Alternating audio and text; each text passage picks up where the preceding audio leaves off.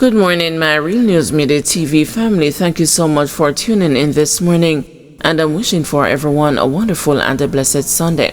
And in the news this morning, Jamaican charged with attempted murder of cops in Florida gun battle.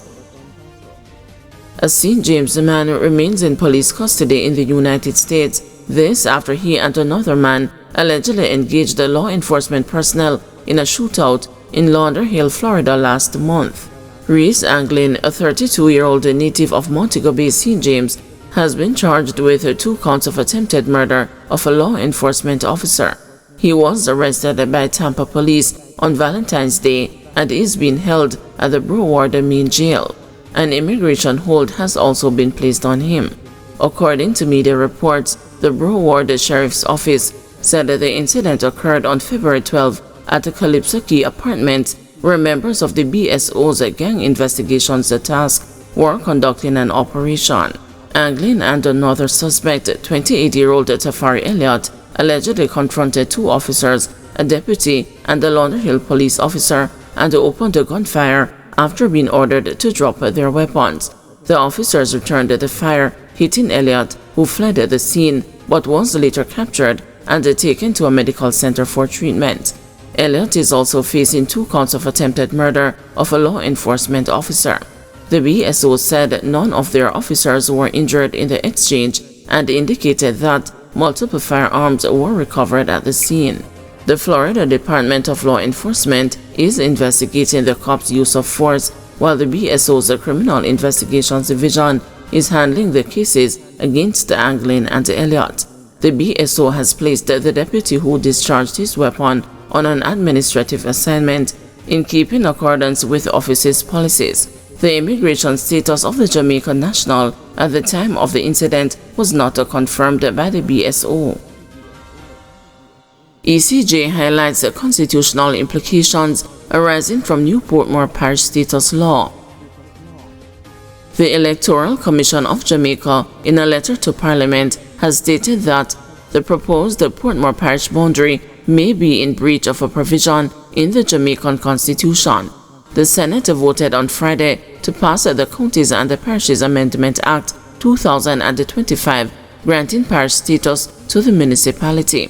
All 10 government senators present voted yes, with all 4 opposition senators voting no. The ECJ's letter dated February 12, 2024, noted that the proposed Portmore parish boundaries may negatively affect the boundaries of a constituency, as stated in the 2nd schedule of the Jamaica Constitution Order in Council 1962. The letter also cited the section which states that the boundary of a constituency shall not cross the boundary of a parish as delimited by the Counties and the Parishes Act or by any law amending or replacing that law. There is also mention of a previous correspondence sent to the Ministry of Local Government and Rural Development. In that letter, the ECJ had indicated that the proposed boundary for the parish of Portmore would affect 4 constituencies, 13 electoral divisions, and 398 polling divisions from the parish of St. Catherine. The ECJ confirmed to the news on Friday that it had sent the letters, adding that it had not yet received a response.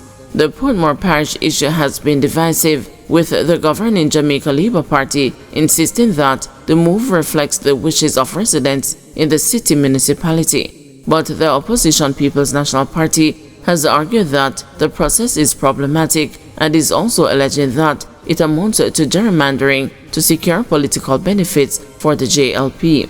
The PNP has pledged to repeal the legislation if it forms the next government.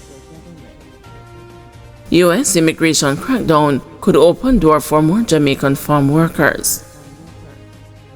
Jamaican farm workers could benefit from the United States immigration crackdown on illegal immigrants and undocumented labor, Colin Roberts Risden, Permanent Secretary in the Ministry of Labor, has asserted. Roberts Risden, who is currently overseeing the Overseas Farm Work Program, told the news that a heightened enforcement of U.S. immigration laws could result in a greater demand for Jamaican workers in agriculture. Jamaicans have been traveling legally to the U.S. to work on agricultural farms since 1943 during World War II, when there was a significant shortage in labor. Jamaica is prepared to capitalize on vacancies that may arise, she said. She highlighted recent reports of farm workers in California not showing up for work out of fear of being targeted for deportation. California reportedly has an estimated 162,000 farm workers, with more than half of them believed to be undocumented.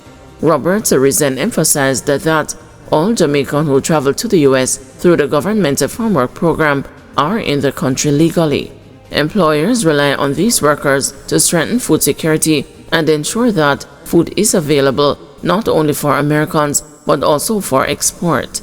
Therefore, our farm workers should not fear traveling as long as they have the appropriate work visas, which allow them to be in the U.S. legally, she said.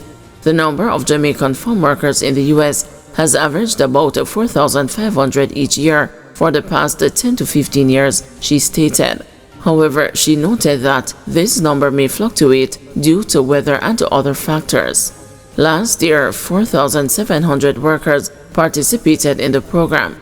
The top 10 states for farm workers are Florida, California, Georgia, Washington, North Carolina, Michigan, Louisiana, Arizona, Texas, and New York. However, Jamaica mainly sends workers to New York, Washington, Connecticut, Vermont, New Hampshire, and Maine, she said. Roberts then outlined the Jamaican government's efforts to expand its market share in the U.S. by boosting visibility and promoting Jamaica, its farm workers, and the advantages of hiring Jamaicans to farm owners, while also highlighting the positive impact on the Jamaican economy.